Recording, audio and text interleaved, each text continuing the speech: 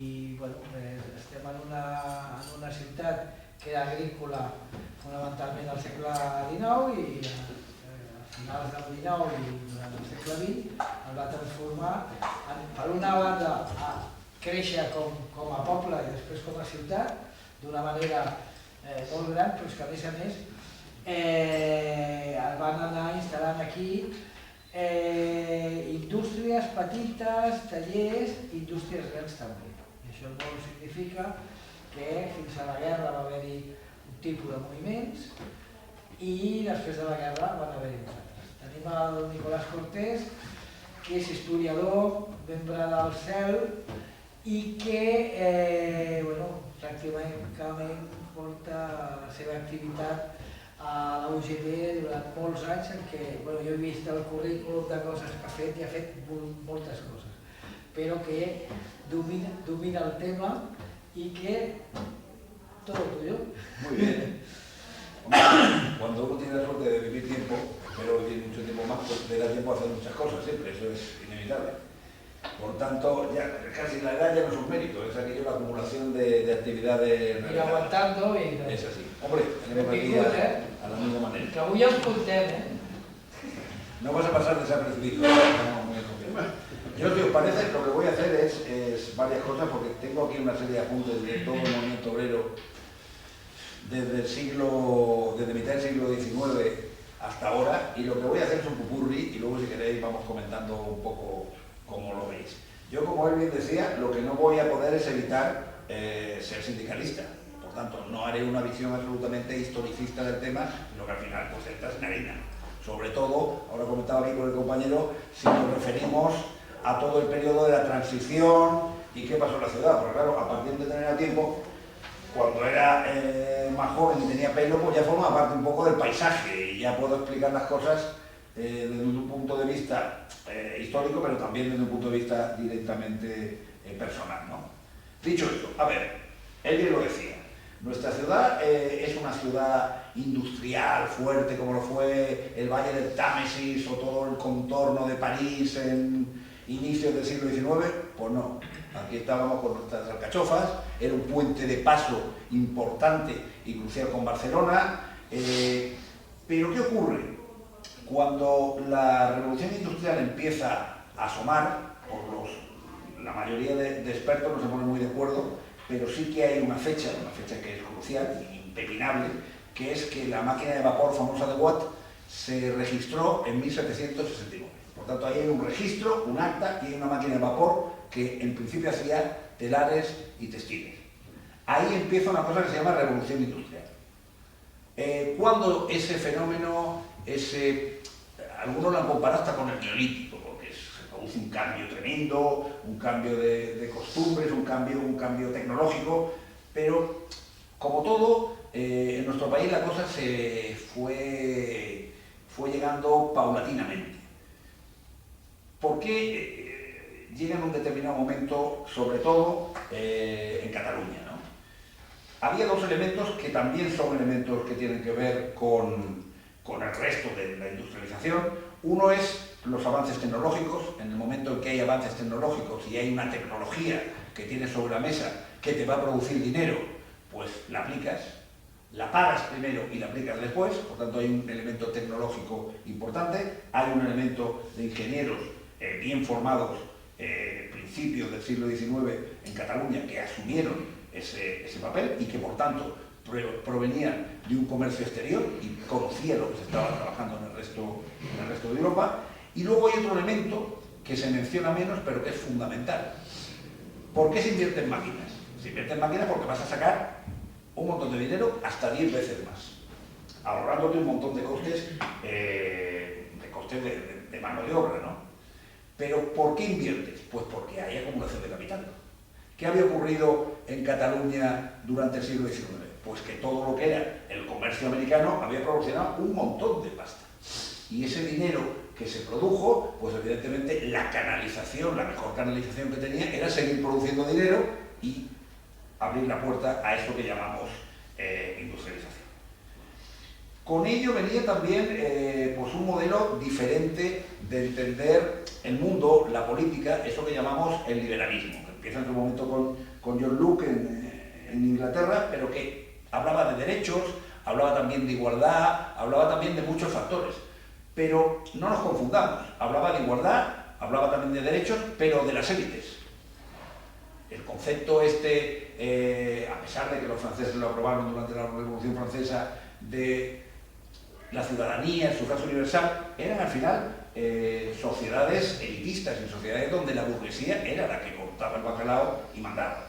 En nuestro país se incrementa la cosa para mal, porque no acabamos de salir de un modelo del antiguo régimen, de reyes que pretendían ser los absolutistas en mitad del siglo XIX y que conservaban en algunos casos hasta tradiciones casi feudalistas, ¿no? Que si luego hablamos del desarrollismo franquista y tal, hay determinados modelos autárquicos de la Iglesia y tal que seguían permaneciendo hasta bien entrado, no el siglo XX, sino casi acabando el siglo XX. Luego otro elemento que yo creo fundamental a la hora de referirnos al movimiento obrero. Había habido organizaciones de trabajadores del campo, había habido movimientos revolucionarios, abro y cierro comillas, en el medievo, a principios de la Edad Moderna, pues sí, pero eso no era movimiento obrero, eso era otras cosas. ¿Por qué? Pues porque su base fundamental, al final, eran bases religiosas, de eliminación de determinados malos usos. Eso era otra cosa, porque muchas veces cuando habla uno de movimiento obrero te dicen, sí, porque hombre, los comuneros, dicen, vamos a ver. El movimiento obrero es parte de un elemento clave, que es la propia autoconciencia de que todos los hombres, evidentemente, partimos de que somos iguales, hombres, seres humanos, podemos decirlo para ser totalmente claros con el tema del género, porque al final hablamos de hombres, hombres. Los seres humanos somos absolutamente iguales ante la ley y los medios de producción tienen que estar repartidos y la riqueza. Ese es el principal concepto que curte, arma y estructura el movimiento obrero. Lo demás eran otras cosas. Yo cuando algunos historiadores hablan de las campañas religiosas y de los movimientos casi podemos decir casi libertarios que había en el siglo XVI o XV en Alemania, pues está muy bien, pero esta gente primero llevaban la cruz y pensaban que Dios les iba a librar de determinadas cosas y no planteaban un cambio estructural como se plantea a principios y en el inicio del movimiento. Nos colocamos. 1830, liberalismo. Se produce una cosa, la abolición de gremios. Los gremios eran unas fórmulas tardomedievales que forman el conato de la burguesía y a partir de ahí, pues ¿qué ocurre? Que se estructura y se organizan los modelos más de propiedades industriales. 1839, se empiezan a gestionar, en Cataluña estamos hablando, sociedades de ayuda mutua, lo que se llama el mutualismo. Todo en el entorno al primer sitio donde empezó a trabajarse la industrialización, que fue en el textil. Sociedades de tejedores, había un cierto...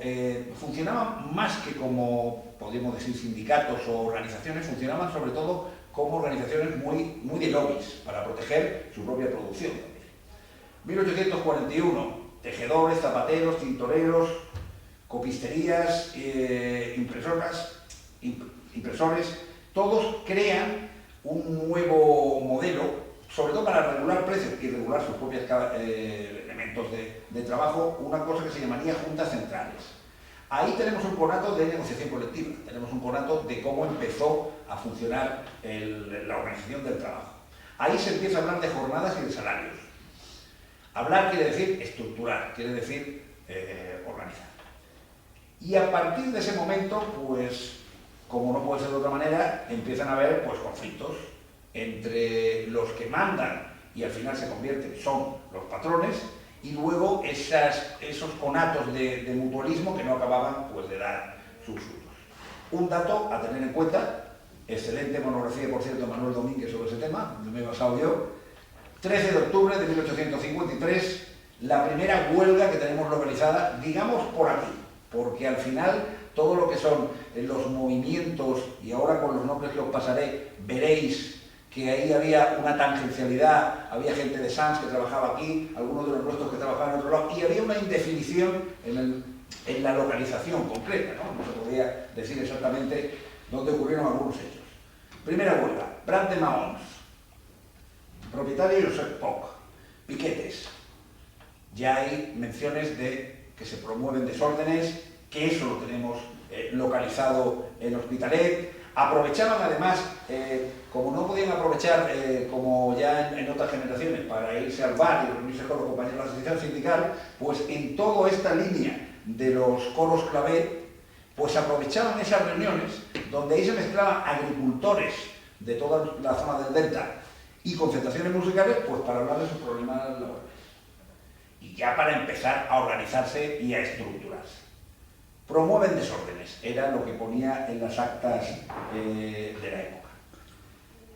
Conflictos, mención de Esquiroles, multas, porque el ayuntamiento hacía en este caso de órgano represor, directamente organizado y directamente mandatado en este caso por la Capitanía General y la Región Militar.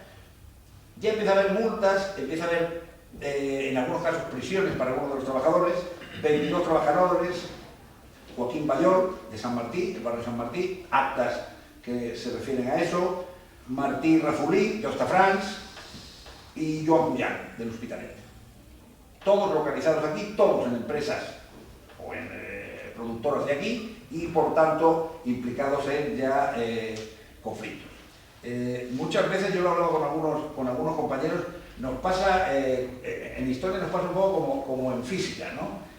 Para analizar los movimientos de las partículas ven donde hay choques y donde chocan y a partir de ahí analizan.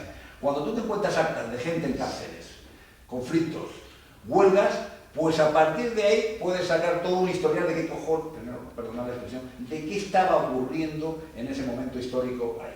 Cuando ves que hay actas donde están mandatando a la gente a que algunos van a prisión, cuando ves que hay actas donde el alcalde se convertía en el elemento represor y se tenía que encargar pues, de poner aquí en vereda a todos estos ciudadanos, pues empiezas a ver que ahí había un movimiento industrial que se estaba empezando a gestionar, empiezas a ver que había conatos ya de sindicatos organizados, no hay detenidos sino hay una estructuración que amenaza al poder y por tanto empiezas a ver pues, todo esto que llamamos movimiento obrero. Seguimos. 23 de marzo de 1854. Se provoca una huelga, no en el término municipal de Hospitalet, es la primera huelga de España en un peso importante en el vapor Maine, propiedad de John Well. John Well es un personaje curioso, es un personaje que además hizo bastantes encargos y que ha pasado la historia como un mecenas, pero fue uno de los principales propietarios y explotador en algunos casos de empresas en Cataluña. Aquí estamos hablando de la España industrial, un elemento clave. Había algunos de sus testaferros, como era Antonio López, que hace poco les quitaron la estatua de Marras.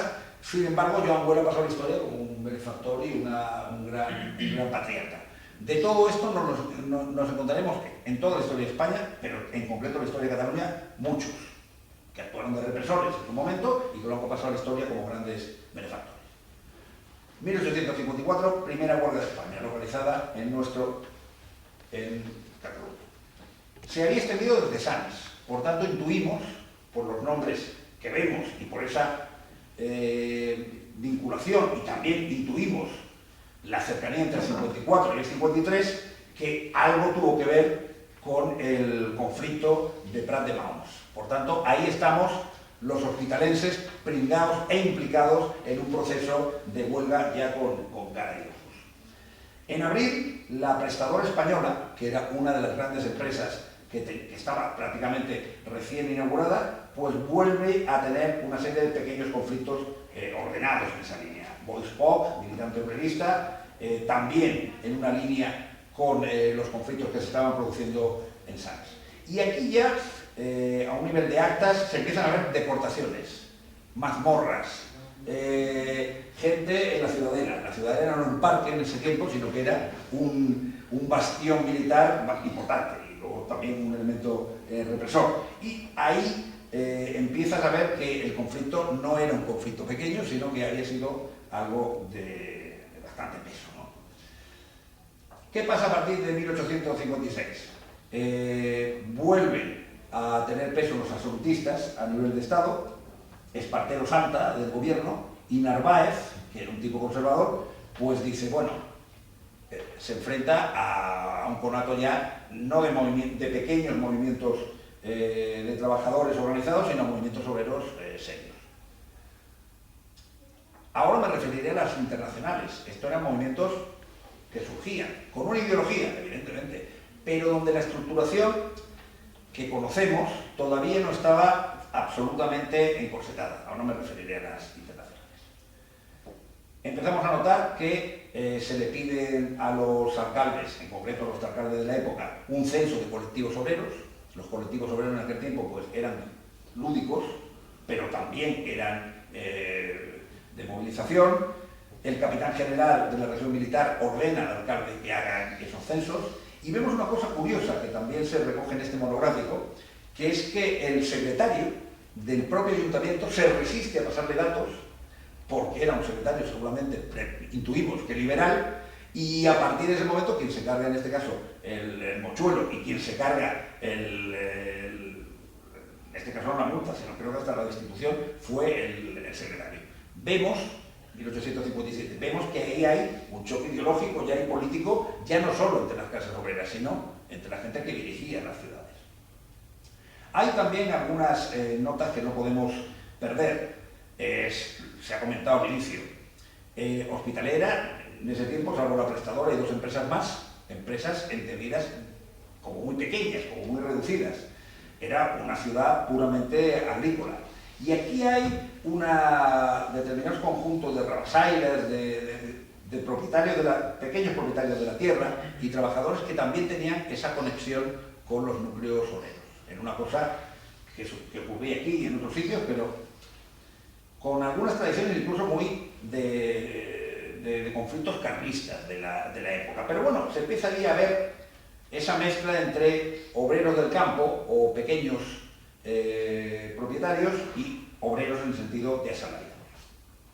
¿Qué pasa en el mundo en general en esos tiempos? Pues bueno, en el mundo lo que pasa es que todo esto del movimiento obrero empieza a coger cara y ojos.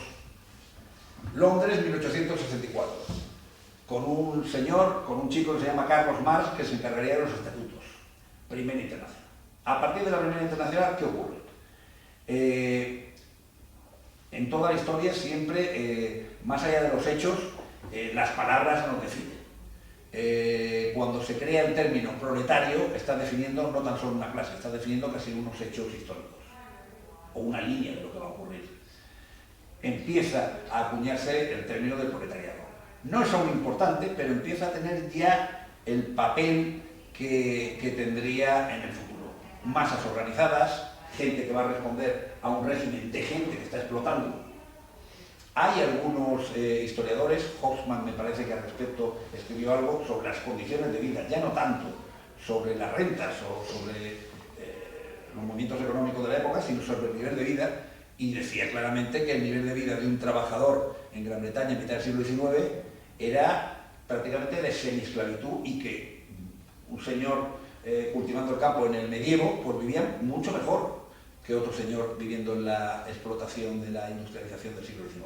Por tanto, si hablamos de calidad de vida, la situación era muy complicada. ¿Qué tenemos en Hospitalet en ese tiempo? Pequeños talleres, mucha agricultura. En la década de 1850 empieza a haber en toda Europa ya... El capitalismo además es un sistema curioso, porque las crisis a veces vienen provocadas por cualquier cosa, pero el propio sistema es inestable. Si tenemos que analizarlo como un sistema puramente social, es un sistema de inestabilidades. Hoy está boyante, al día siguiente tendrá una crisis impresionante, que tiene motivos, evidentemente. Primera crisis coyuntural del capitalismo, 1850. Huelgas en Bélgica, en Francia, huelga la construcción en Londres, se empieza a acuñar un término, el local, que sería el cierre de empresa. Eso pasa en mitad del siglo XIX. Por tanto, cuando se constituye la Primera Internacional, pues estaba más que justificado ese papel y ese protagonismo. ¿Qué pasa en la Primera Internacional? Y yo creo que es como una especie de fantasma que recorre la izquierda desde siempre. Divisiones. Lo que algunos llaman el cairismo habitual de la izquierda política. Marx empieza empieza a construir un sistema basado en Hegel, pero sobre todo un sistema muy materialista, muy básico, muy de hechos, muy de acción y reacción, y donde no había grandes imaginarios ni de la bondad del hombre de Rousseau, ni que el sumo hacedor, no, en un sistema absolutamente materialista, por tanto práctico y por tanto además efectivo. Primero, segundo y tercero, un proceso revolucionario.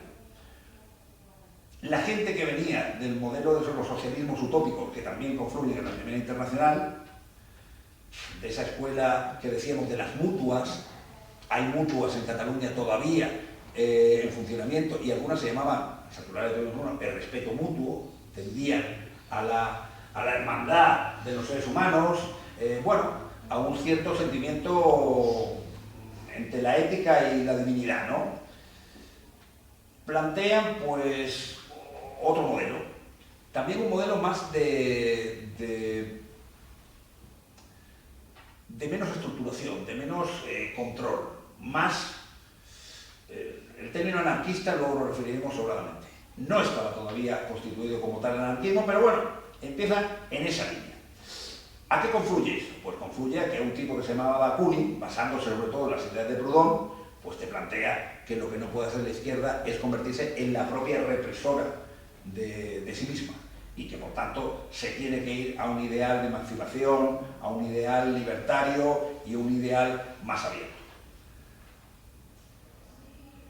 A partir de este momento, ¿qué nos ocurre en Cataluña, conjuntamente con el norte de Andalucía y el norte de Italia, para convertirnos en prácticamente el primer foco de anarquismo de toda Europa y por tanto del mundo, tal como lo entendemos, sobre todo los europeos, que somos muy etnocentristas?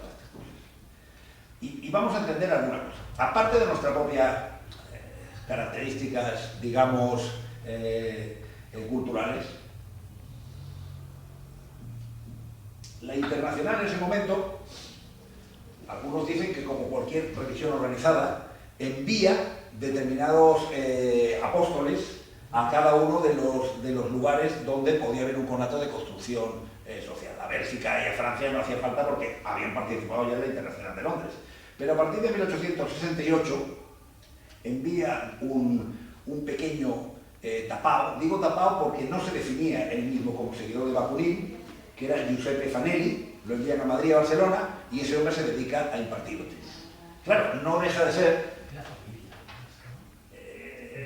el que era familia era otro, que era directamente su yerno, pero esa es otra historia que tiene más que ver con la fundación del UGT y con la fundación incluso hasta del PSOE. Pero hablando de Giuseppe Fanelli, ¿qué hace? Pues hombre, era un líder autoritario y lo que hace es impartir doctrina barriendo para casa, como es más que evidente.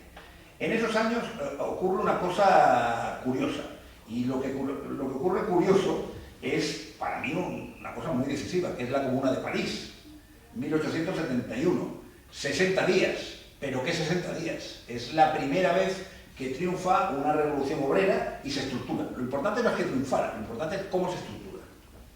Desde guarderías, respeto a las trabajadoras y a las mujeres, y ahí se empieza a estructurar un modelo social en paralelo. De ahí que la represión fue brutal. No es coincidencia que en 1870 el primer congreso obrero en Barcelona se formalizara, con gente en la organización de Hospitalet. Había gente de la Sociedad de Tejedores de San Feliu, de Sant Just, de Cornellà, de Espluga, de Las Corts, de Gracia y por tanto también de nuestro pequeño pueblo en ese momento. En ese momento, a partir de 1872, se crea el Congreso del Sindicato Textil, las tres clases de vapor, era una manera de definirlo, hilandería, tiraje y acabado, los oficios, y ahí no nos consta, pero se intuye que podía haber también gente de Hospitalet, de la prestadora y de empresas similares. Hay 4 asociaciones obreristas de Hospitalet, que sobre todo tenían que ver con tejedores, algunos agricultores, sobre todo albañiles, había 191 personas federadas, y también hay un pequeño conato de huelga en un molino papelero en el Torrente Gornal. También hay un misterioso cierre en el Casino de la Armonía en 1876, de ahí que deduzcamos todos estos conflictos que que surgían. Y bueno, ahí haría un pequeño paréntesis porque lo que en esta estructuración que venía de las internacionales, lo que se intenta hacer pues es estructurar sindicatos lo más fuertes posibles, a la manera de otros lugares europeos, y luego me referiré a los diferentes caminos que elige el sindicato. 1878, en la calle Tallers, se constituye la UGT de España. Por tanto, no estamos hablando solo de un hecho en Cataluña, sino que gente de todos los lugares de España, que en ese momento estamos hablando algunos pequeños conatos en el País Vasco, muy poco en Andalucía y sobre todo en Madrid, vienen aquí a constituir, que era una zona industrial potente para la época, vienen aquí a constituir la UGT. Eso es importante, es uno de los primeros sindicatos de peso a nivel europeo, y lo que se pretendía era que fuese un polo de cercanía y de atracción a todos los trabajadores de la época. Luego vemos que Cataluña, en ese caso, siempre fue anarquista hasta bien entrado todos los procesos de la guerra civil. Y entonces es aquí cuando se empiezan ya a estructurar. Ya no estamos hablando de pequeños movimientos vinculados a hechos culturales, estamos hablando ya de estructuración de sindicato a la mayor. Y se crean dos modelos sindicales. Uno, que sería un modelo reformista, y otro que sería un modelo de sindicalismo revolucionario, de sindicalismo más agrario. El modelo reformista surge sobre todo como reivindicador, mejoras laborales, mejoras salariales. Empiezan a ver que para conseguir esa reivindicación ya no solo hay que hacerla en la empresa, ya no solo hay que hacerla frente a los lobbies de las patronales, sino que hay que hacerlo desde la óptica política. Y a partir de ese momento, pues empiezan a estructurarse muy en cercanía con los partidos políticos. Pero entendamos una cosa que yo creo que es fundamental. En este caso hay diferentes tradiciones. Y eso luego nos lleva a entender muchas cosas que ocurren en el siglo XX y que nos ocurre ahora también, ¿no? Mientras que, por ejemplo, el SPD se crea en 1892, el Partido Socialdemócrata Alemán, bueno, los sindicatos alemanes ya tenían un determinado peso. Por tanto, el SPD es un poco el foro, el ágora donde terminan esos movimientos. El PSOE se crea en 1879 y luego se crea la UGT, con mucha gente también del PSOE. Primeros, segundos, aquí hay diferentes tradiciones. Y luego está la tradición británica, que venía desde la intelectualidad de las sociedades fabianas hasta los diferentes sectores obreros. En este caso, cuando ellos tenían las diferentes trade unions, podemos decir sindicatos de sector, lo que nosotros llamamos federaciones, crean un gran confederal, que se llama las Great Trade Unions, en 1868, y hasta 1906 no constituyen el Partido Laborista, lo constituyen los mismos. Ahí tienes que ir a las actas y ver los mismos nombres en diferentes órdenes. Pero ahí empiezas a ver cómo se estructuran determinados sindicatos reformistas, las vinculaciones políticas, donde hay más o menos vasallaje, eso es lo importante de analizar, pero sobre todo empiezan a ver que ahí hay una línea sindical clara, que es negociación, lucha por derechos, vinculación política, ganar el espacio político, y donde la huelga y las movilizaciones pues son un elemento es un arma sindical, Luego hay otro elemento que nos perseguirá hasta mucho tiempo y que en España tiene nombre y apellidos, que son las casas del pueblo. Todo lo que es los sindicatos reformistas tienden a formar y educar a los trabajadores en un sentido de local, de espacio, que son las casas del pueblo, y eso se repite también en este modelo de sindicatos reformistas. Los sindicatos revolucionarios evidentemente son colectivistas y no buscan vinculación política, pero la tienen, por supuesto. Respirar es político, y luchan por las condiciones de vida, luchan por no solo cambiar el sistema capitalista, sino acabar con el sistema capitalista. Y por eso, y ahí se produce, desde la CGT en 1895 en Francia hasta nuestra CNT, se produce un salto hacia determinados espacios de violencia. De ahí que ocurre un movimiento muy interesante como fue el movimiento anarquista, pues como consideraban la huelga como un medio para la revolución, no como un medio para la reforma, pues se empieza a considerar pues un elemento enemigo del sistema. Luego, fijémonos en una cosa, no sé si llegaremos, porque yo me estoy enrollando mucho con el siglo XIX, nos queda un poquito, pero bueno. Ese mismo temor y ese mismo horror que generaban los anarquistas se vuelve a repetir en los hechos de 1978, si no me equivoco, con el incendio de la Escala Barcelona, que resulta, por las investigaciones, fue un hecho directamente policial, pero que se achacó y criminalizó a la CNT de haberlo hecho. Por tanto, había un temor. Fueron utilizados y luego sirvió también para que en el Congreso de Valencia se dividieran entre CGT y tal, pero bueno, siempre ha habido un cierto temor a todo lo que era el movimiento anarquista. Segunda Internacional, París, 1899, el anarquismo ya plantea una escisión. ¿Y qué nos ocurre? Nos ocurre pues que, bueno, pues que en esos años ya se está al borde de otra cosa que se llama la Segunda Revolución Industrial. Esto te plantea cambio de modos de producción, producciones más intensas, comunicación, tren. El tren se convierte en el elemento clave para mover las mercancías y en el elemento clave de comunicación, y volvemos a Hospitalet. Tecla Sala, Country Chef, ¿dónde están ubicadas? Y algunos dirán Santularia. Sí, están en Santularia y uno un poquito más adelante, pero en la misma línea del tren. Por tanto, eran empresas que ya partían de un concepto de segunda revolución industrial y, por tanto, de producción más masiva.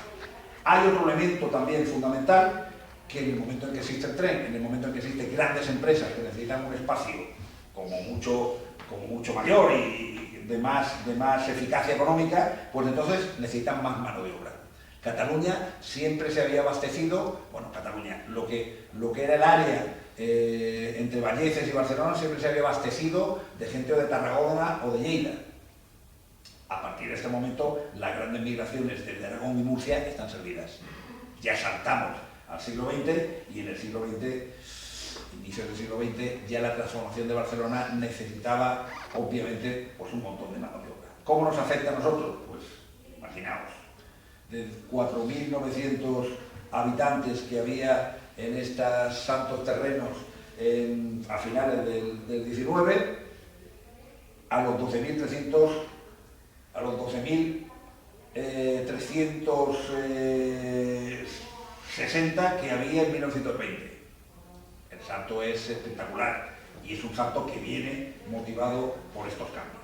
Nos ocurre una cosa en medio: mientras que el resto de Europa se estaba degollando en la Primera Guerra Mundial, nuestro papel de país que no se mezcló en el conflicto, que pasó, que estuvo en una neutralidad silenciosa, pues eso benefició mucho a la economía española y a la catalana fundamentalmente. Éramos los que en ese momento construimos, hacíamos cosas y sobre todo generábamos textil. Desgraciadamente, como suele ocurrir también a menudo, ese potencial económico lo desperdiciamos también durante unas décadas que fueron tristes y unas décadas que fueron de pobreza. Sí que empieza ya a partir de 1920 a fortalecerse el movimiento sindical. Ha ocurrido una cosa al final de la Primera Guerra Mundial, y es que se produce la primera revolución obrera con éxito en un país. Ya no en una comuna o en una zona urbana, sino en un país. Estamos hablando de la Revolución de Octubre de 1917. Y por tanto, esto te provoca, por un lado, un posicionamiento más duro de la CNT, y por otro lado, te provoca un terror y un temor impresionante de la patronal ante eso. La patronal entonces crea el famoso Sindicato Libre, que es un sindicato directamente vinculado a la derecha y vinculado a las patronales.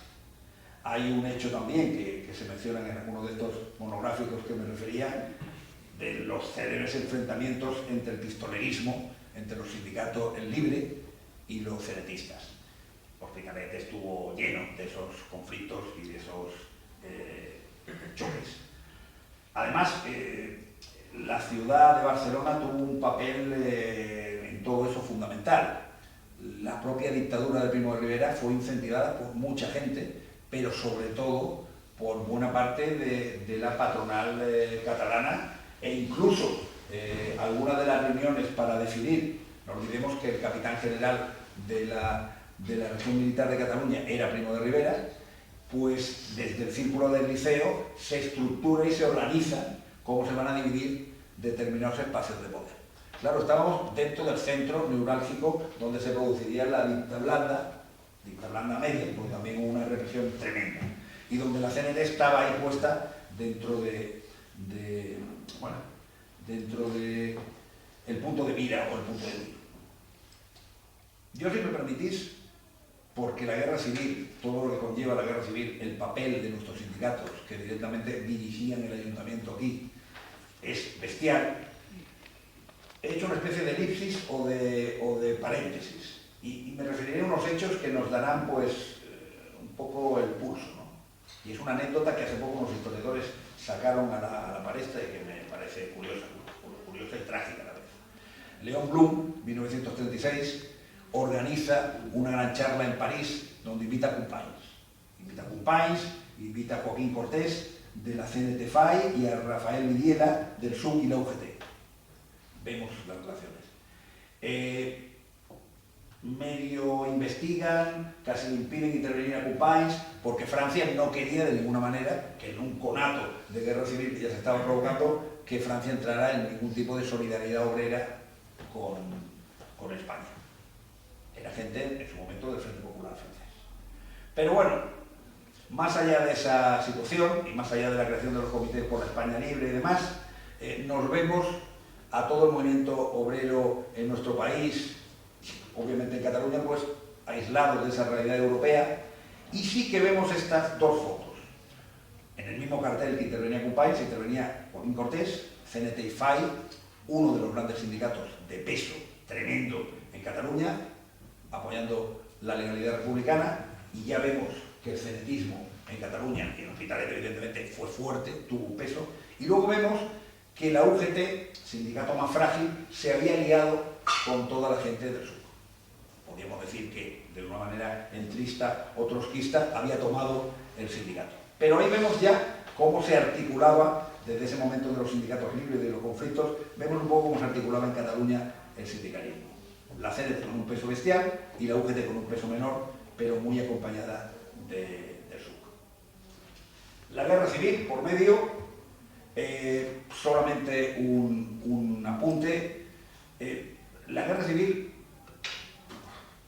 hemos leído mucho sobre la guerra civil, algunos han escrito mucho y muy bien, pero el elemento verdaderamente trágico es que, sobre todo, desde un punto de vista y desde un planteamiento militar, es que una serie de generales utilizan una guerra brutal, colonial, en su propio país.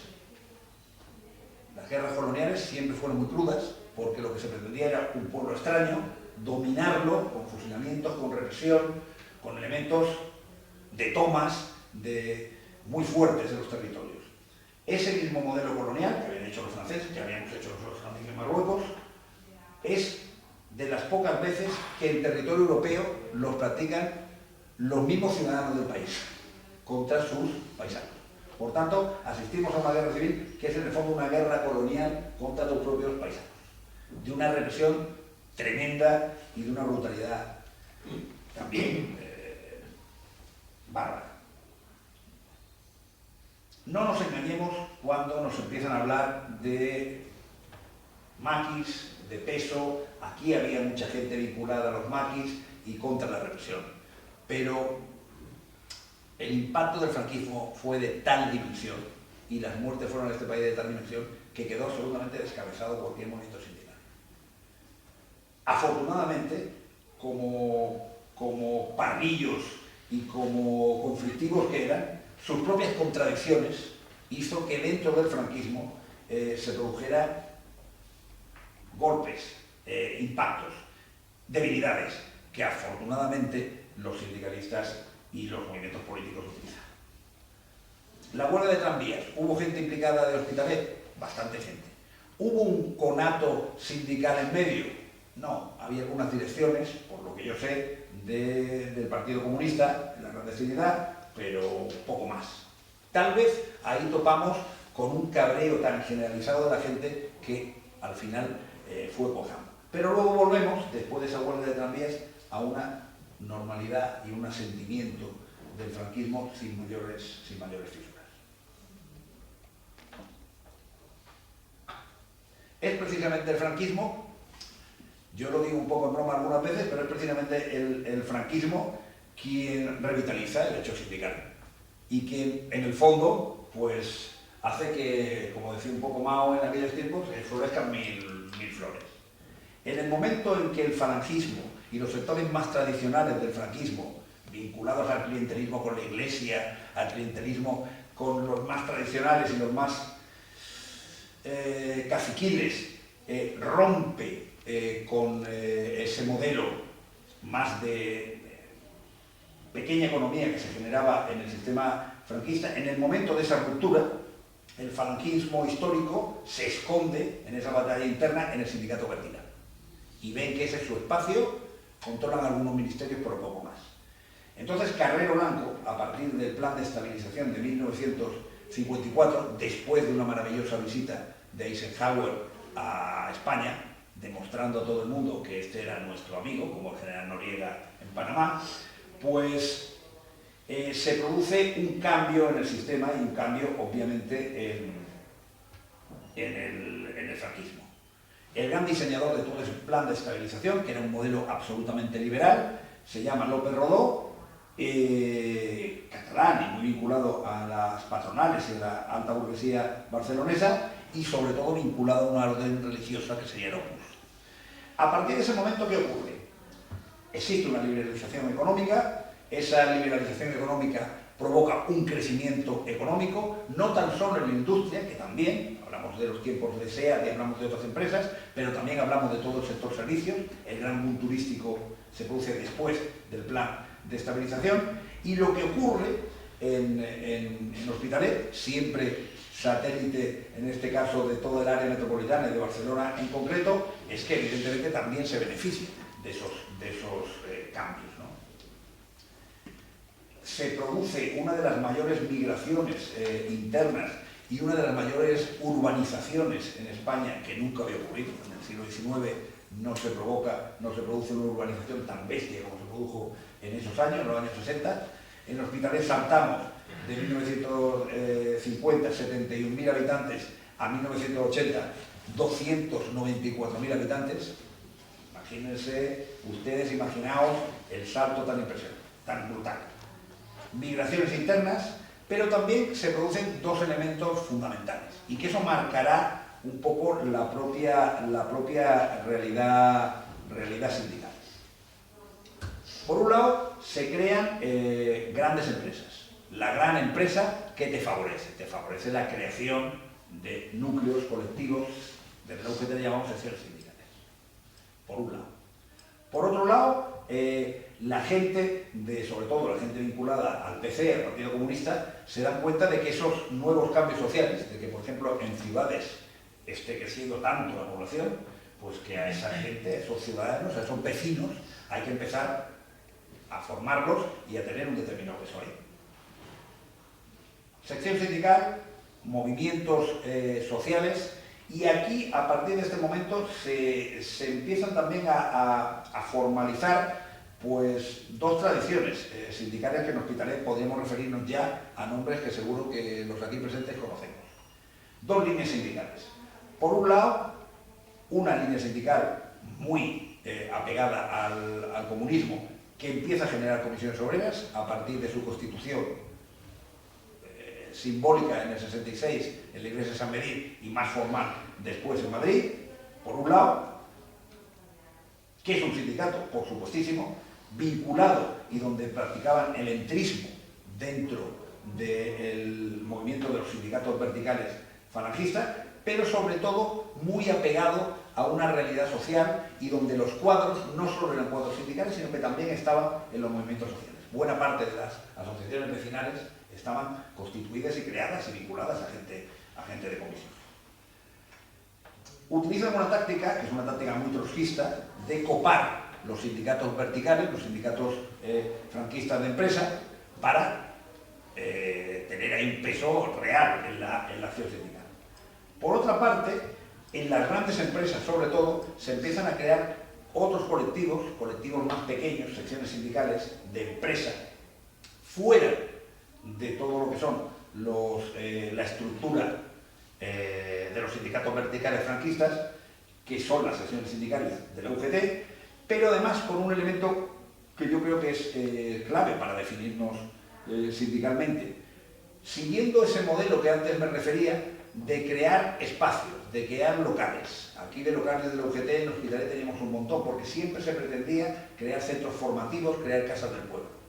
El primer local que se crea de la UGT en Hospitalet estaba en la calle Moderna, también en la calle Francia, Belviche y Santularia, que en principio eran locales culturales, formativos, para la gente de SEAT, pero siempre con ese modelo de crear un espacio, de crear una casa del pueblo, de crear un centro formativo, de crear un conato. Mientras tanto, en otro orden de cosas, Comisiones su planteamiento, que obviamente tuvo y tenía locales de papel y de peso en la ciudad, pero sobre todo era copar el tejido social y copar también los tejidos asociativos que se empezaban a construir. Aquí tenemos esa doble realidad sindical. Y luego también tenemos dos sindicatos que tuvieron un determinado peso. Uno siguiendo ese modelo ético de valores, en este caso cristiano, como fue la Unión Sindical Obrera, USO, que también siguió una vinculación menos sindical en el sentido de sección sindical y más social. La gente de USO estaba en las empresas, pero también estaba en la calle, estaban reivindicando cosas desde un punto de vista más de principios. Y luego tenemos el caso de la CNT. Que la CNT intentó vivir de un determinado pasado, pero ya la realidad sindical de la época impedía que la CNT pillara peso. Además de la demonización a la que me refería y el tema de la escala Barcelona ahí quedó como bastante de manifiesto. ¿Qué ocurre? Yo no lo he dicho al inicio, pero cuando vosotros en vuestro título ponéis Movimientos Obreros en Hospitalet, prácticamente deberíamos decir Historia de Hospitalet, porque esto es una ciudad de trabajadores, esto es una ciudad obrera. Los pequeños conatos de burguesía han sido, pues eso, muy pequeños. Además eran curiosos porque estaban todos en el centro, eran agricultores que le habían ido bien las cosas y además la mitad masones, pero muy poquitos. El resto somos todos currantes, trabajadores, obreros especializados, no especializados, de oleadas migratorias o directamente de aquí, de tiempo. Pero hablar de movimiento obrero y hablar de trabajadores es hablar de Hospitalet. Nosotros siempre hemos sido una ciudad de trabajadores. Hay una doble realidad sindical, no muy estudiada, pero cuando hablamos del movimiento obrero en Hospitalet, y ahora que ya estoy a finales del siglo XX, pues podría decir, hombre, ¿de qué estamos hablando? ¿Los sindicalistas de aquí o los sindicalistas que vivían aquí? Antes lo comentamos aquí con un compañero. Aquí hemos tenido primeros espadas sindicales en toda Cataluña, pero gente que vivía aquí. Por ejemplo, sin ir más lejos, Pacheco, secretario general de Comisiones Obreras, es de la Florida, ahora vive en Barcelona. Pero claro, él nunca ha militado aquí. Yo no me lo he encontrado en la acción sindical en Hospitalet. Sin embargo, son sindicalistas de Hospitalet. Y luego tendríamos otra realidad que es los sindicalistas de aquí. ¿Qué nos encontrábamos en los años 70? En los años 70, parece mentira, pero una de las primeras zonas donde, de artes gráficas e imprentas de toda España estaba ubicada en Hospitalet. No solo me refiero a Ramón Sopena, que era una empresa que todavía perdura, la empresa física, sino que todo eran pequeños y grandes talleres de artes gráficas, de una importancia fundamental. Seguimos, y creo que algunos la conocimos, tuvimos la maravillosa, entre comillas, lo hago desde la ironía, de ser de las pocas ciudades casi en el mundo que teníamos una empresa de altos hornos en mitad del barrio de San Josep. Esta gente estaba fabricando acero y estaba la vecina al lado colgando la ropa. Eso es inédito. Yo creo que ni en Bombay, en los peores momentos, tenía ese tipo de efecto. Eso lo hemos tenido hasta hace relativamente poco tiempo, 40 años. Que 40 años de historia es casi un suspiro. Esta ciudad fue muy potente a nivel industrial clásico. Había grandes empresas, sobre todo vinculadas a las químicas y al metal, que fueron grandes empresas y grandes fábricas de cuadros. ¿Qué pasó durante un determinado tiempo? Pues lo que pasa durante un determinado tiempo es que inevitablemente los servicios crecen y los servicios adquieren otra perspectiva de lo que es el movimiento sindical. Fijaros en un elemento, y estas dos líneas que yo marcaba las voy a personalizar con dos compañeros, con dos personas para mí entrañables.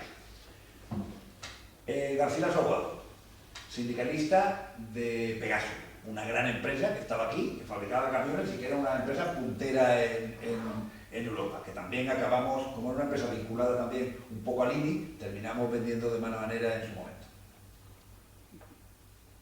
Y que perduró con otros nombres vinculados a otros nombres. Garcilaso Aguado, él era un UGTista y sobre todo fue el creador de la sección sindical de la UGT. No quería entrar de ninguna manera en los movimientos de los sindicatos verticales, porque desde la UGT no se quería entrar en los sindicatos verticales, y empieza a estructurar el sindicalismo desde ahí. Vecino de La Torrasa y de Coiblán. Sin embargo, no lo veremos en los movimientos sociales de La Torrasa y de Coiblán. ¿Dónde lo vemos? Lo vemos en la sección sindical, lo vemos articulando la creación de la UGT. La UGT, la primera sede social que tuvo en Cataluña, clandestina, fue en la Plaza Urquinaona, como centro formativo. Fue centro formativo con un cartel que ponía centro formativo para los trabajadores. Hasta prácticamente el 76 tenía ese cartel. Estructurando sindicato, estructurando sección sindical, y era un modelo determinado, era un modelo concreto y determinado. Y un modelo de empresa fuerte, de empresa con muchos trabajadores. En otro lado tenemos a un compañero como Jaume Valls, que construye, nunca mejor dicho el término, y crea todo lo que es el sindicato de la construcción de comisiones obreras. Cuando ahora celebrábamos, o celebraban, la creación del Hospital de Belviche, los que lo construyeron fue la gente de Jaume Valls y los trabajadores de la construcción de la época, que por cierto no se ha mencionado en todos los fastos que se ha hecho. Yo sí lo he mencionado por alguna gente del hospital, he dicho, bueno, y los trabajadores que hubo aquí, bueno, sí, era una empresa, lo que pasa siempre. Pero ¿qué ocurre? Que Jaume Valls estructuraba un modelo sindical que no es de empresa y de tal, dentro del sindicato vertical, y ahí consiguió un determinado peso y una mejora de las condiciones laborales de la época. Luego termina esa labor y estaban los movimientos sociales aquí en la ciudad. Son dos trayectorias diferentes. Y luego yo siempre digo una anécdota que a mí me resultó absolutamente entrañable. Yo un día fui a ver a Jaume para preguntarle 4 cosas para luego poderosla contar el por qué charla de este tipo, y me dice, Nicolás, que estaré en el bar de Belviche, en el hospital. Digo, bueno, pues no, pues tomamos ahí un café. Y le digo, ¿qué haces aquí? ¿Tienes algún familiar o algo? No, es que ¿sabes lo que pasa? Que yo todos los días me paso la mañana con Garcilaso, que está aquí en el hospital que estaba ingresado. Hasta que al final, pobre, de ahí no salió ya y falleció. Y claro, yo me veía a dos modelos sindicales que en su momento no es que fuesen antagónicos, es que terminábamos prácticamente a piños en otros tiempos. Dos modelos que eran antagónicos, dos gentes que vivieron su momento duro y represivo, porque estamos hablando de dos personas que recibieron palizas y que fueron reprimidos. Y que sin embargo te los ves ayudándose como dos yayetes en el hospital de Belviche, ya prácticamente iniciando el siglo XX. Yo creo que eso nos puede dar una foto final de la importancia de lo que son los seres humanos, las personas en el movimiento obrero, y de que nosotros somos fundamentalmente en esencia y en corazón esta ciudad, una ciudad de currantes y de trabajadores. Me he dejado un montón de cosas por medio, pero yo confío en que en casi una hora que me queda me hagáis preguntas, me detectéis errores y me digáis cómo lo veis. Si os parece, me quedo aquí. Bien, sí. Muy bien.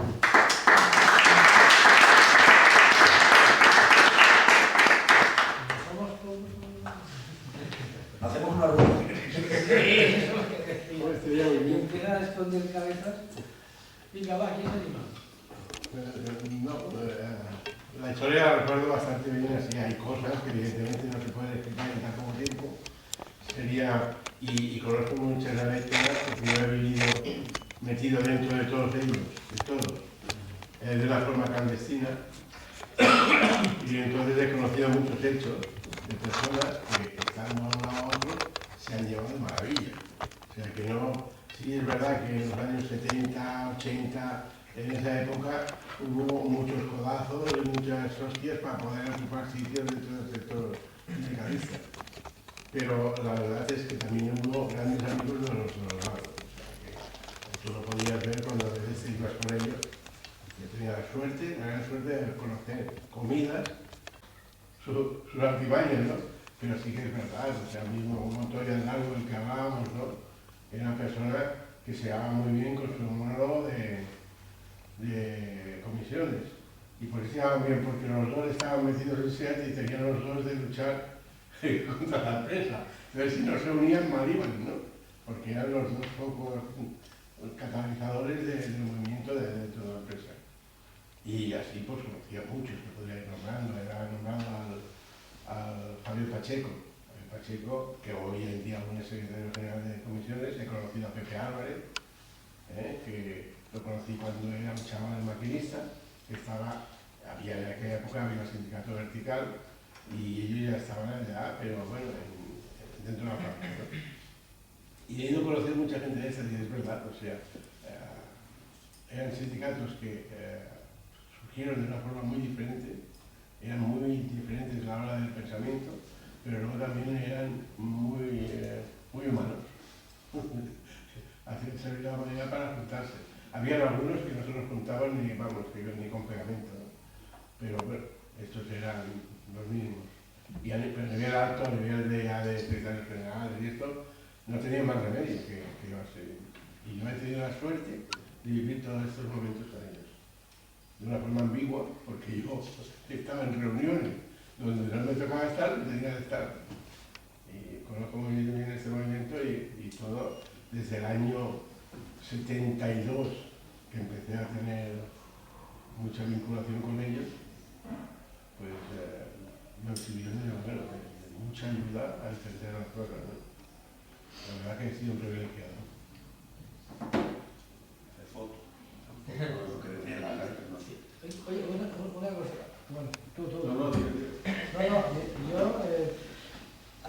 para mí has explicado muy bien, después de la reflexión, bueno, todo, pero es que concretamente en el tema de la reflexión, la diferencia del planteamiento de lo que fue comisiones, de UGT, lo dejamos la uso y SNT. En este momento, comisiones y UGT, el planteamiento en qué varía. Ha desaparecido una parte la parte política, no sé. Sindicalmente siempre, y fijaros que nos persigue, el fantasma nos persigue desde la primera internacional, pero sobre todo desde la segunda. Sindicalmente tenemos dos problemas importantes en el sindicalismo hispano. Uno son los conflictos ideológicos, inevitables porque hay diferentes maneras de concebir la negociación colectiva, los conflictos laborales, la mayor politización o no. Y luego es otro elemento, que es la tentación de poder. Cuando los sindicatos han tenido mucha fuerza, inevitablemente han tenido la tentación de poder. Y hay una norma no escrita, que yo siempre he procurado, cuando he tenido responsabilidades, practicar, y es separar lo gubernamental de los sindicatos. En Hospitalet vemos un ejemplo absolutamente claro. Joan Saura era un buen cuadro, igual que Ramón Luque fue un buen cuadro a nivel de comisiones. Pasa nada a la política. No pasa nada, la comisiones vivía en otro tema. Nosotros desde la UGT lo vivimos con más crudeza, porque en el primer gobierno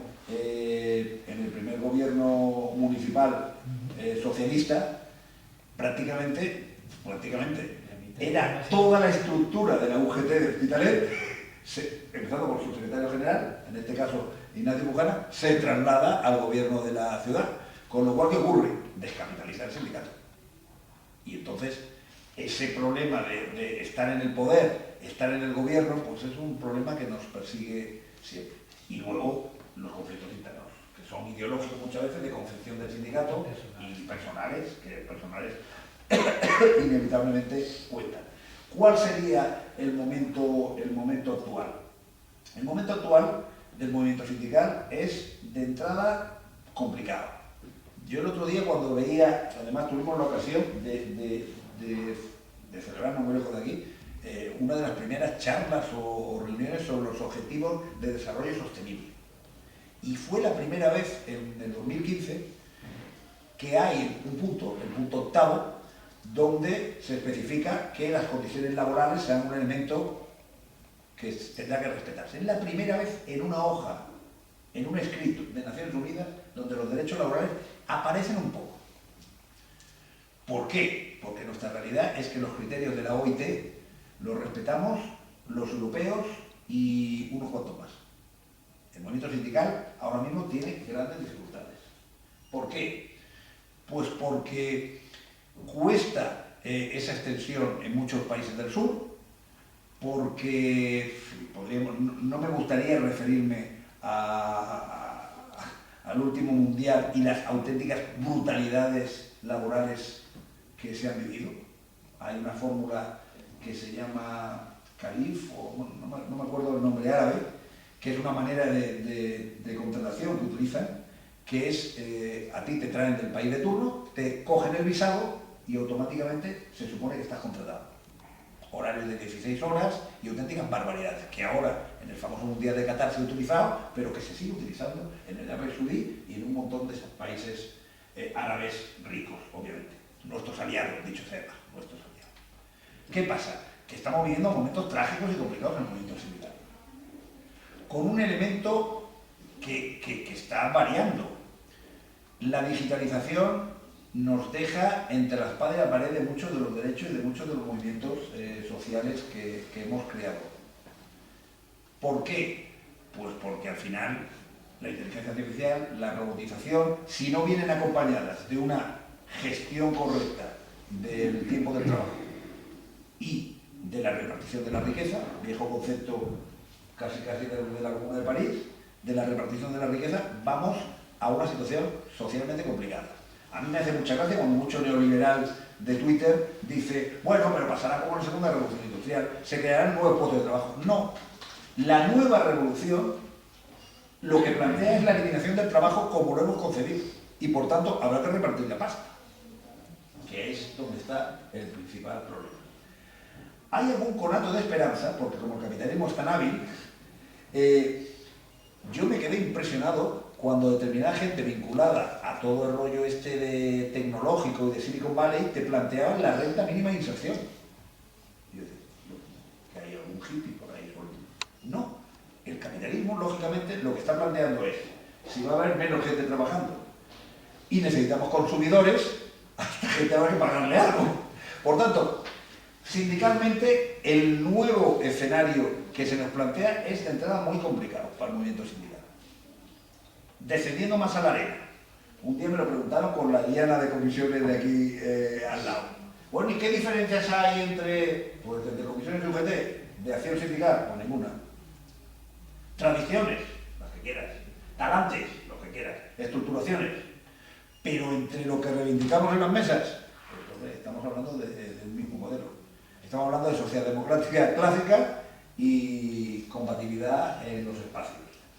El resto de movimientos sindicales, bueno, los CGTs son un poco más cañeros de forma y luego no tienen estructura, uso casi desapareció. ¿Dónde está, a mi modo de ver, el temor? El temor está en toda la cantidad de sindicatos amarillos o sindicatos parciales que han surgido. Lo digo desde el respeto. ¿Por qué? Pues porque son sindicatos que no tienen un concepto global de la clase obrera. Y yo que vengo de la función pública, pues nos toca sufrirlos. A mí cuando alguien me dice, el otro día tenía un Twitter de esto, yo generalmente no contesto a ninguno de los que van buscando bronca. Una vez le contesté a uno y dije, si buscas bronca, estoy aquí, venme a buscar, yo soy más físico en estos casos. Y yo soy representante de un sindicato policial. En todo caso, nos tendríamos que defender al siglo XIX que comentaba y estaríamos hablando de un sindicato gremial. Tú lo que estás defendiendo es tus características en tu puesto de trabajo, ¿vale? Me parece legítimo, pero no estamos hablando de un sindicalismo obrero, laboral, democrático. Estamos hablando de otra cosa. ¿Qué pasa? Pues que al final ese modelo que se gesta después de la Segunda Guerra Mundial del individualismo a ultranza pues también afecta y permea todo. Al final yo me encuentro pues trabajadores que no se afinen a los grandes sindicatos, con todo lo de las problemáticas que también tenemos los grandes sindicatos de estructura y de funcionamiento, ¿no? Porque al final te afilias pues al grupo que te va a garantizar determinadas ventajas.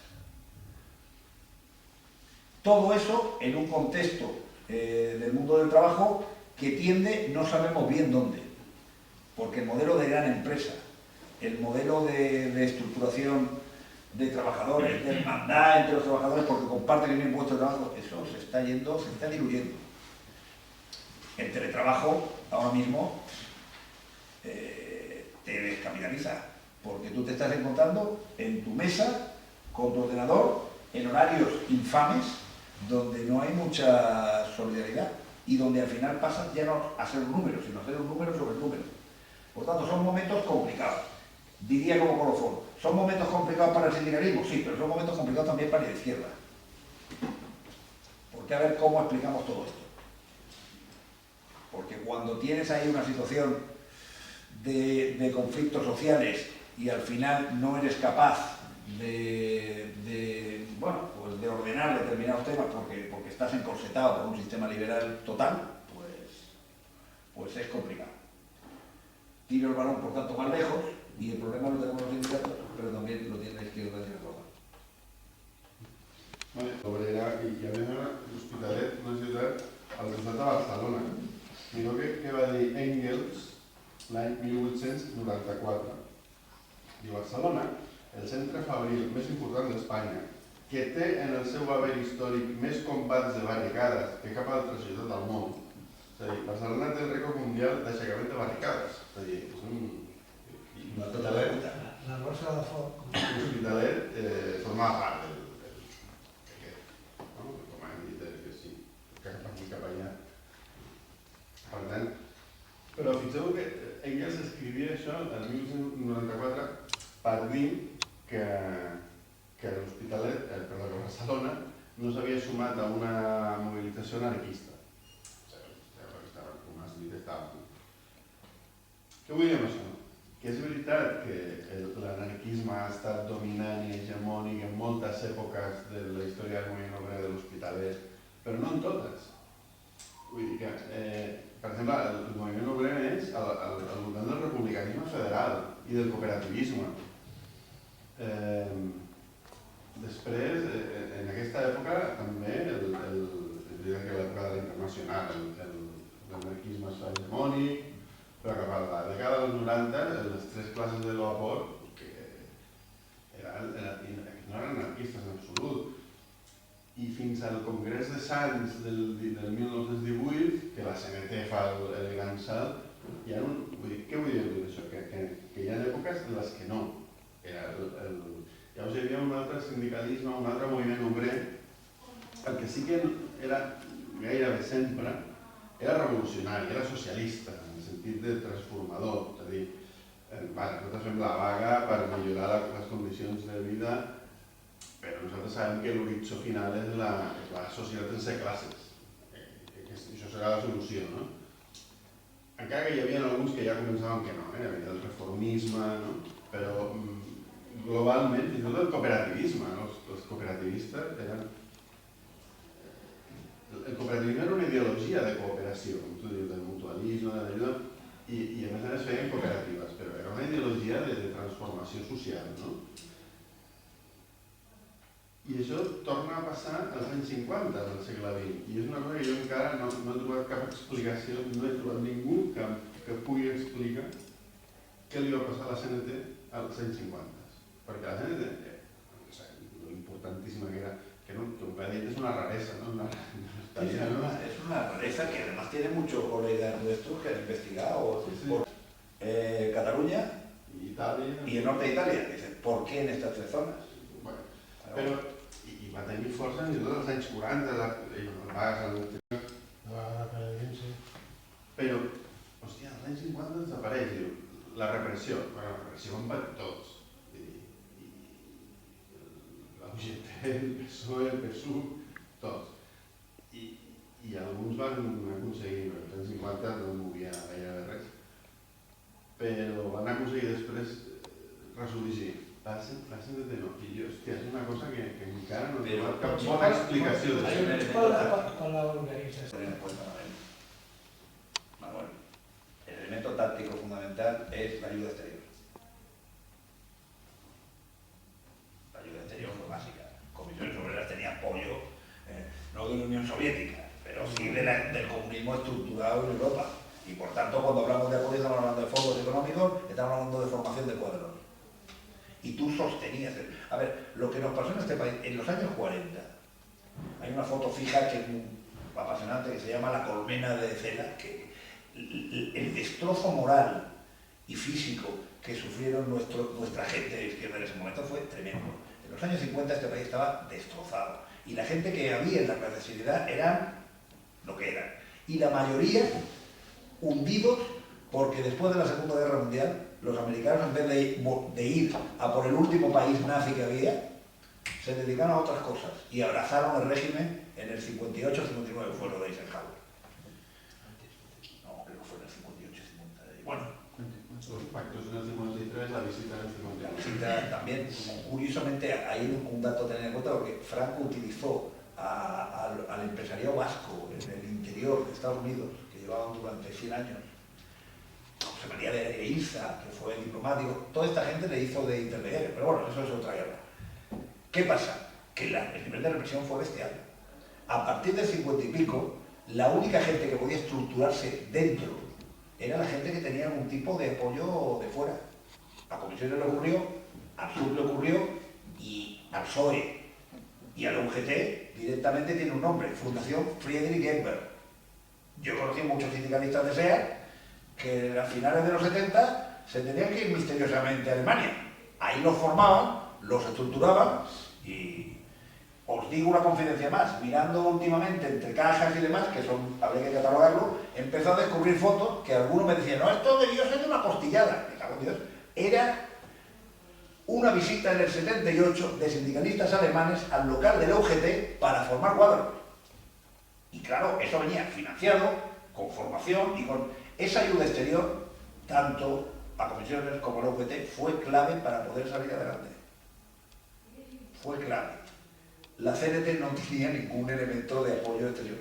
Y además había una demonización hacia el movimiento anarquista en toda Europa, histórico, y aquí especialmente. E incluso también os digo, con el corazón en la mano, los grandes sindicatos en aquel tiempo, como era Comisiones UGT, cuando veían que la CNT caía en desgracia y eran acusados de no sé qué, pues todo el mundo miraba hacia otro lado. Porque no nos engañemos, ahí había un elemento que se llamaba el patrimonio sindical de los sindicatos, que la CNT tenía un patrimonio tremendo, que quedó en manos del Ministerio de Trabajo de la época, o nos lo repartimos entre los grandes sindicatos de clase. Por tanto, el ahogo a la CNT, entre todos lo matamos y ellos solo se murieron. Pero el elemento de ayuda exterior nunca hay que obviarlo. Nunca hay que obviarlo. Y yo cuando he hablado y consultado con gente que se estuvo formando de la UGT en Alemania y tal, ahí lo ves totalmente. Y luego, estamos hablando de la clandestinidad, a partir de después de la clandestinidad, eso es más que evidente. Eso es más que evidente. Pero los años 40 y los años 50, la represión fue, bueno, no cuento nada que no se sepa, y la desmoralización vital. Los años 50, después de la guerra, aquello fue bestial. En el barrio de la Torrasa había mucha gente que pertenecía a la FAI. Yo la historia, a través de mis padres o familiares, no la conocí, porque ellos no querían hablar de aquello, ¿no? Era tanto el miedo que tenían que, o sea, fue horroroso. La situación de consejos de guerra y fusilamientos y todo esto, aquí tocó, pero mucho. Yo no lo sé por mi familia, ¿no? Y ya te digo, los padres no nos contaban las cosas porque no querían que nosotros, porque tenían miedo de que un día pudiéramos hablar sin querer y viniera la policía y que nos llevaran, ¿entiendes? O sea, era bestial. Sobre todo aquí. Hablando de Hospitalet, pues sí, hasta esto lo marcó. Sí, aquí también. Porque era tal la fuerza que tenían anteriormente que tenían mucho miedo Bueno, me acuerdo yo que la policía no se atrevía a entrar solos aquí, prácticamente. Bueno, a Torrasa sobre todo. O sea, decían que no. Y los taxistas, hasta bien entrados los años, no querían entrar, los dejaban en los bulots y se volvían a entrar. En la época de la transición, cuando la legalidad, también hay un problema de que la CNT no sabe qué quiere ser. Claro, sí.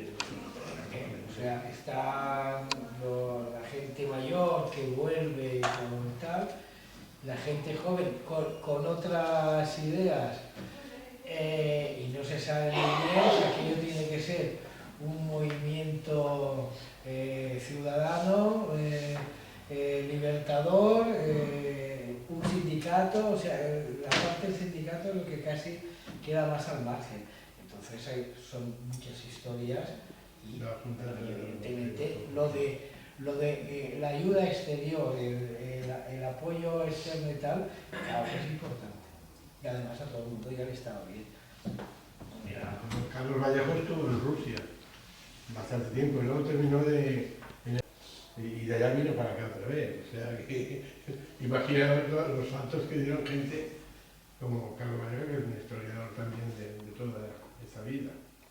Él estuvo con varios sindicalistas del PP y de funcionarios que estuvieron en la vida de Cano, que estaban a palos y bueno, y algunos fueron fusilados. E incluso en la Ruta de Víctor, haciéndoles un juicio y pasarlos como si fueran delincuentes.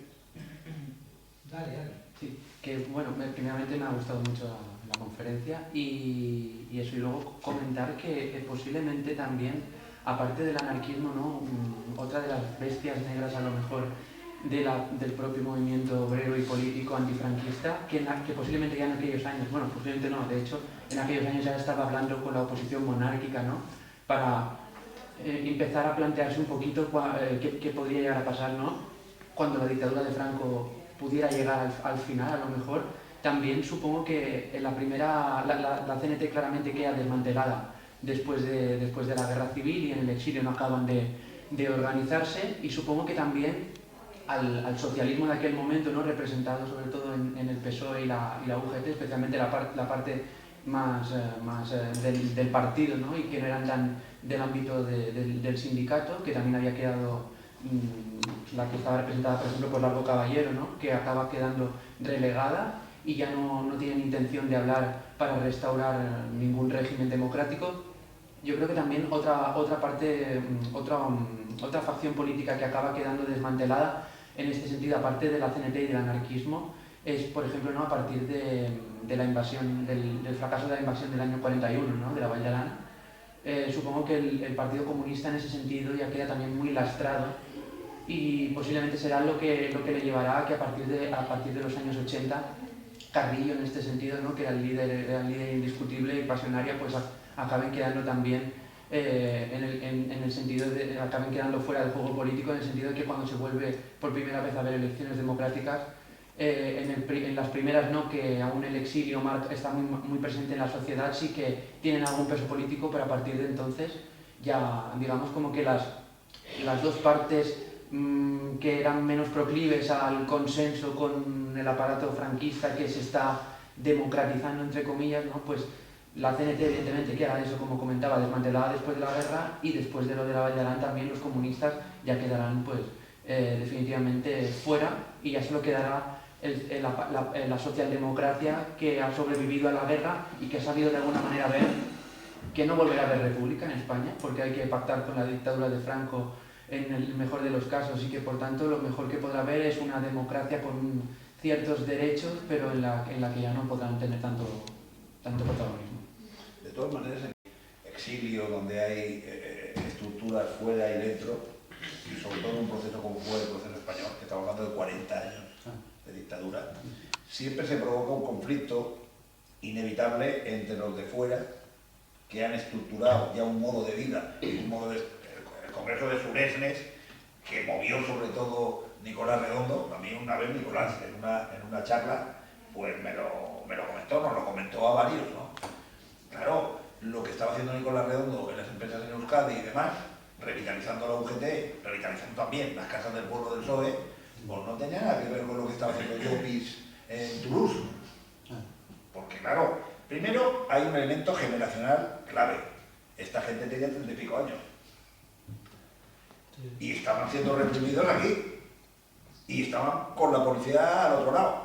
Los otros ya tenían una estructura, un tal, venían de otras guerras, nunca mejor dicho. ¿Qué pasa? Que claro, aquí el proceso fue, antes se decía, los de dentro, los de fuera, los del interior, el exilio del interior. Fue todo muy complicado.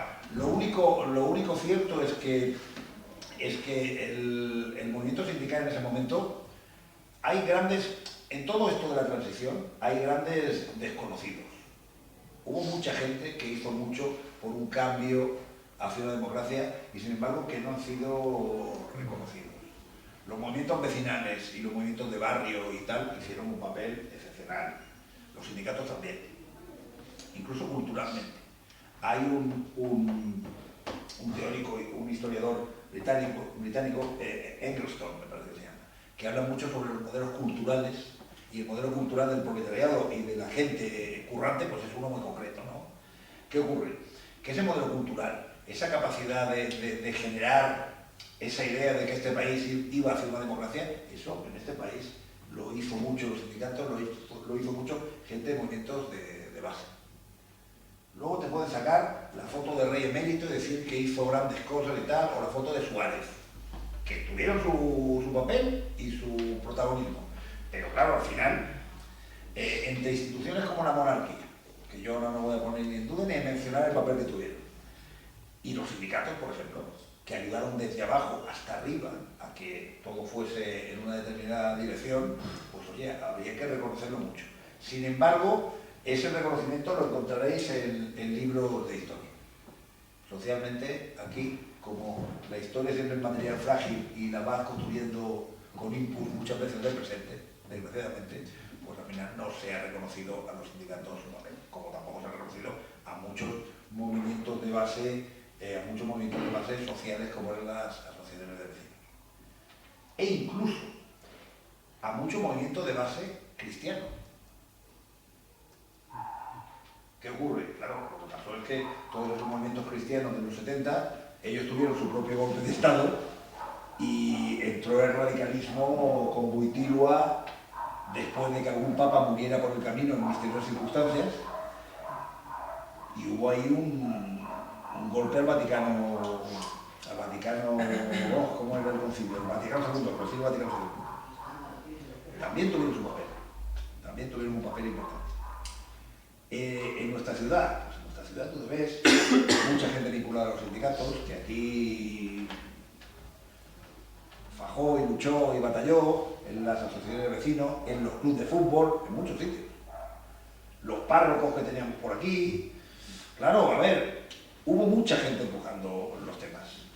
Lo que no se puede decir es que al final, no, mira, es que esto fue la visita del monarca de no sé qué y el alcalde no sé cuánto. No. Y sí que es muy importante en cualquier elemento de exilio los que llevan a la estructura fuera y los que la llevan dentro. Eso siempre es un clásico en cualquier elemento de... Ahí hay algunas anécdotas, incluso cuando De Gaulle se exilia en Londres, el concepto este de volver rápidamente, de tomar la iniciativa, porque si no lo ocurre, los exilios, pues al final descafeinan y se crean dos polos, los polos de interior, claro. Era muy fácil en Suresnes mantener el modelo del PSOE tiene que ser este, el modelo de la UGT tiene que ser aquel, y otro, el que tenía que estar en la empresa, con el listero, que eran los que pasaban lista a los trabajadores y de paso veían lo que estaban haciendo. Porque claro, aquí había, a mí mi padre me lo contaba, aquí había un elemento de represión maravilloso, que claro, que tú estabas en el bar y al segundo carajillo, a la que te dispararas en no sé qué, tenías al otro que era informador de la policía. Claro, para que hablara. Claro, a ver, y en las grandes empresas, SEA, por ejemplo, sabían cuáles eran los informadores. Claro, te venía alguien del aparatichi en Toulouse y te decía, no, mira, ahora lo que tenéis que hacer es calmar esto y ahora organizar no sé cuánto. Que al que le han pegado la paliza era mi compañero. compañero, y el que me siguen a mí cuando voy a casa es a mí. ¿Tú qué me estás planteando? Parlant de la transició és un dels moments en els que justament el moviment obrer, la pujada de sou, les rebaixadores, els vestuaris en millors condicions, etc. Evidentment, el moviment obrer en els anys 70 va ser una de les principals forces de democratització que va erosionar el franquisme. És a dir, hem d'imaginar-nos això, és un pols, no?, entre els franquistes que volien arribar fins aquí i, evidentment, les forces d'esquerra que volien arribar fins... Al final es va arribar fins on es va arribar. Però si es va arribar fins on es va arribar és gràcies a aquests moviments socials. El moviment obrer va ser fonamental. I hem de pensar que, això ho deien molt, els de Cornellà, que va venir un militar, no sé què, i aquí en Espanya hi ha dos problemes, la ETA i Cornellà. Perquè el moviment obrer, i en aquest sentit hem de dir que l'Hospitalet no va arribar mai al Baix Llobregat. A Cornellà i al Baix Llobregat van haver 3 vagues generals l'any 76. La Elsa, la Força i la Fama. I alguns estaven d'Hospitalet, perquè el Cerdán... Mucha gente de aquí que tenía... Bueno, diría la Siem, el Soler, después, la Subay, que ya era toda Baix Llobregat. Todo el mundo ese... Las 3 S de Baix Llobregat. I allà hi havia molts, les comissions i PSUC segurament eren les més importants. El Partit Comunista estava allà, comissions obreres, també evidentment UGT, hi havia cristians, evidentment, els cristians. És que l'altre dia vam presentar la ropa de casa, un llibre dels altres parroquians, de la història de les parròquies. Hòstia, on es reunien els sindicats?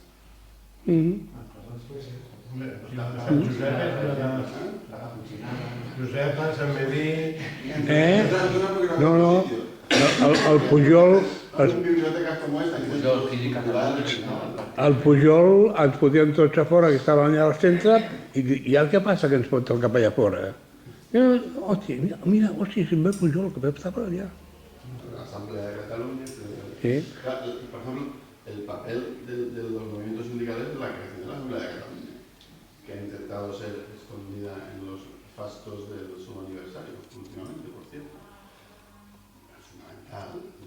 Es que el movimiento obrero era, si me permites, la vanguardia. La vanguardia de la lucha por la democracia. Y dentro del movimiento obrero, el movimiento vecinal, entendido como sindicalismo de barrio, ¿no? Como lucha por el salario indirecto, ¿no? También. Por eso había tanta gente en ambos sitios, ¿no? Y se reproducían modelos. Ara que parleu d'obrers, ara hi havia un moviment també que es deia JOC, Joventut Obrera Catòlica, no? Joventut Obrera, LACO. Sigue existiendo. La UAC.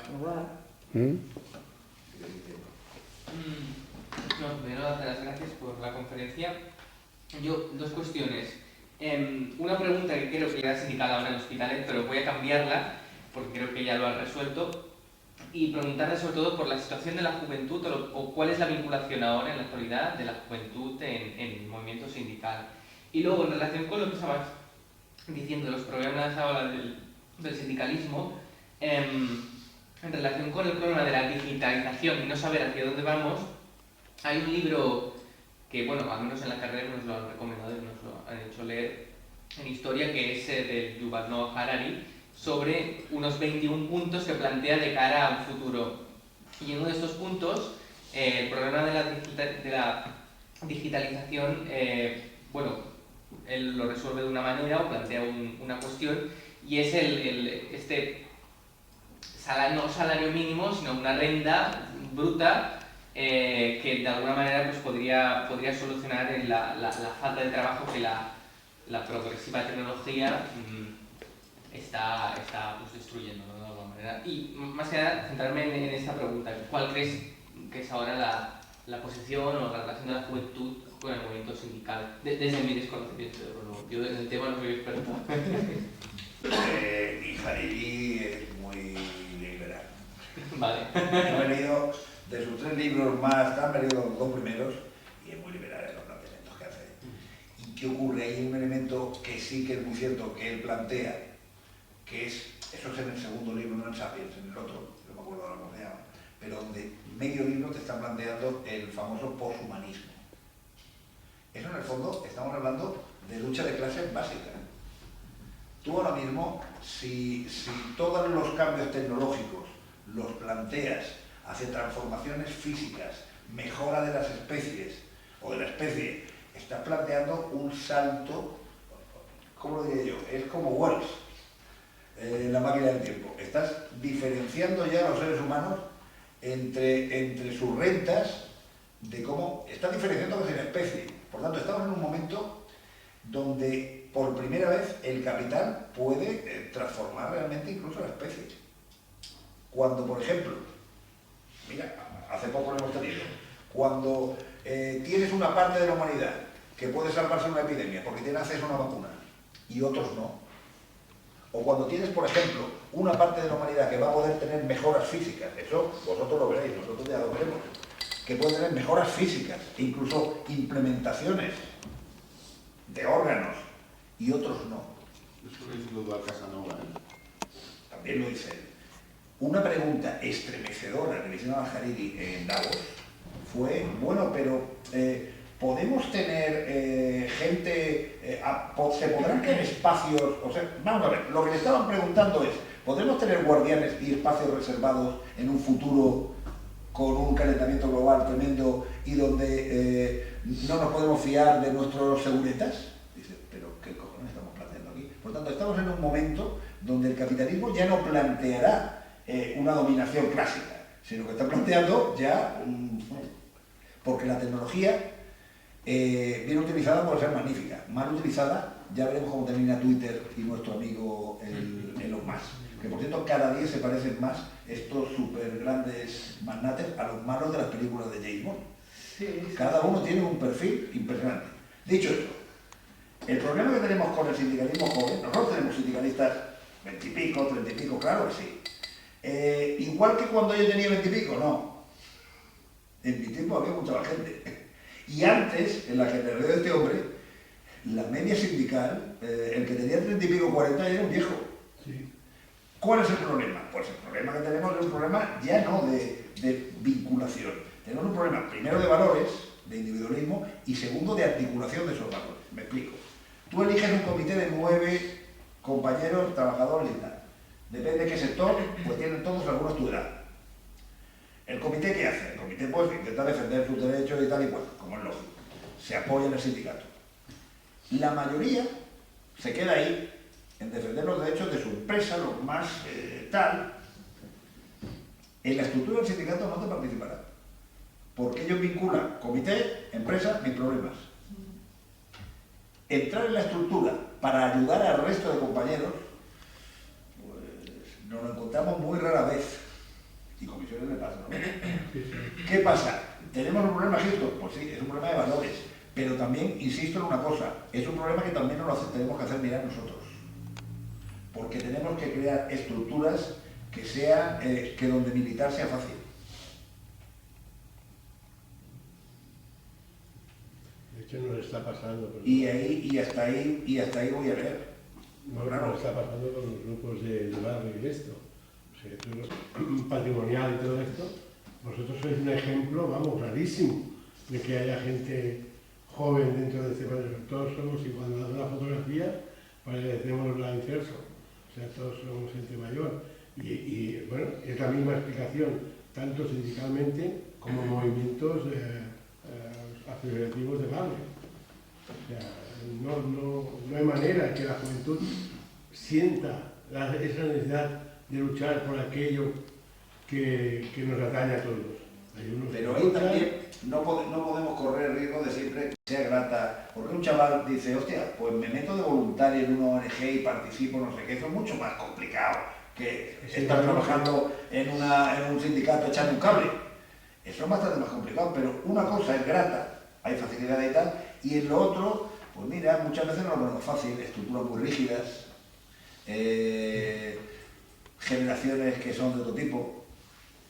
Yo veo los comités nacionales, una vez nos reunieron a los dos comités nacionales de comisiones y el de la UGT de Cataluña, los dos juntitos en no sé qué meeting y tal, claro, y yo no digo que fuese joven, que tengo 56, pero a ver, no estábamos en la alegría de la huerta ahí había edades que había. ¿Qué ocurre? Pues tú tienes que hacerlo blanco y decir, igual que ahora sería inimaginable que tú estuvieras en una sala o en un organismo donde no hubiese el 50% de mujeres. En algunos sectores tendría que haber más, por ejemplo, en la función pública, en profesores y en sanidad. No, hay un 50% de mujeres, no, tendría que tener el 90%, que es el sector. Pues también tenemos que poner alguna facilidad para la participación real de los jóvenes en el sindicato. Pero no la participación, oye muchacho, oye, acércame la botellita de agua y mírame si acaso esto. No, para la participación liderando. Y a unos hechos me repito. A mí me eligen de secretario general de la UGT de Hospitalet y yo tenía 27 años.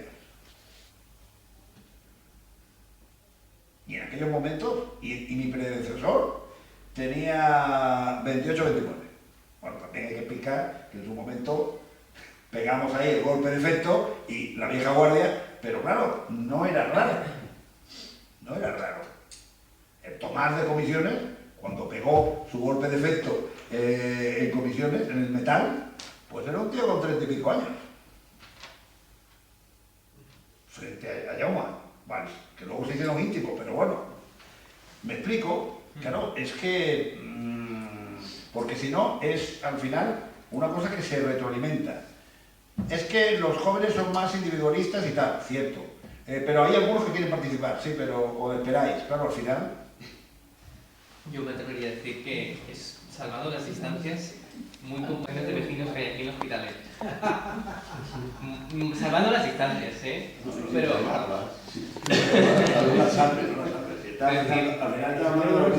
Parla per lo que coneix, però segur que és la hora. Yo creo que una falta de sensibilización hacia el otro sí que hay. Él está en la universidad y a veces lo comentamos, ¿no? ¿Cómo que no?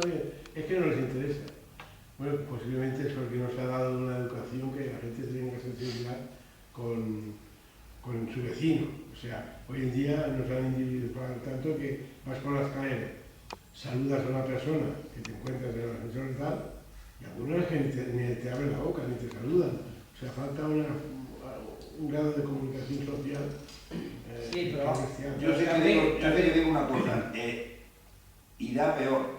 Sí. ¿Por qué? No tanto por el individualismo de los jóvenes, que también, porque la digitalización no va a beneficiar otra cosa. Yo el otro día estaba en unos premios que hacemos aquí de cine para jóvenes y tal y cual. Y los cortos, había un corto que parados se llevaba mal con el padre, pero hijo mío, tal. Luego llegaba a casa, se encontraba el otro padrastro, también había enfrentamientos, se llevaba mal con los hermanos, salía la madre, también había más rollo, y de pronto entraba en el ordenador y empezaba a contarse con su núcleo de amigos y decía, la felicidad. Yo veía ese corto. Y además fue cachondo porque me llevé a mi sobrino, que tiene 18 años y digo, vente, que te gusta el tema. Y dice, oh, es que me gusta mucho, qué guay, es verdad. Digo, ¿cómo que es verdad? Digo, esto es aberrante. O sea, vamos a ver, tú puedes tener la familia Monster, pero tu núcleo humano no lo puedes compaginar. Claro, eso va a ir así, pues sí va a ir así. Pero hay otro elemento más que quiero apuntar. Las tías y los tíos que empezamos a nacer desde 1960 hasta el 70 y pico, somos un montón que vamos a estar jubilados dentro de 2 días. Por tanto, el tapón generacional va a ser brutal. Ya no solo hablo de empleo, que también. Hablo socialmente. Pues claro, tú, en otros tiempos, en nuestros barrios, te veías el yayo con 60 o 70 años, que era un yayo ya, con el bastón hablando de sus batallas, hablando de no sé qué, o tomando el chato de vino si se lo podía tomar. Ahora vas a tener generaciones sanas, en forma, y muchos que van a querer socialmente, por tanto, el papel que vais a tener que os espera a vosotros será tremendo. Vais a tener que matarnos a todos. Va a ser brutal, eso es lo que dijo. Claro, él, que está de profesor, va haciendo su pinito en la universidad, presenta cosas y tal, le dice, oye Nicolás, oye papá. Una mica s'està fent. No, esto quiere decir que vayamos a cortar. Estamos viendo que